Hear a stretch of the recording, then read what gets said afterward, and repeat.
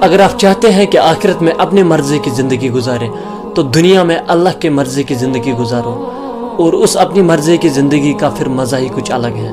ایک حدیث میں نبی علیہ السلام نے فرمایا کہ اللہ تعالیٰ فرماتا ہے کہ میں نے اپنے نیک بندوں کے لیے جنت میں وہ نعمتیں تیار کر رکھی ہیں جو نہ کسی آنکھ نے دیکھی، نہ کسی کان نے سنی، اور نہ کسی کے دل میں بھی ان نعمتوں کا خیال آیا۔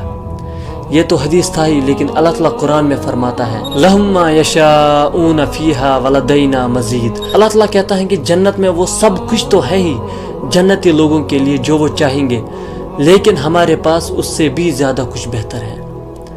لیکن یہ مسئلہ بڑا ہے کہ جنت تک پہنچنا بڑا مشکل ہے۔ اس کے لیے ہمیں اپنے نفس کو، اپنے ڈیزائرز کو اور اپنی شہوت کو دبانا پڑے گا۔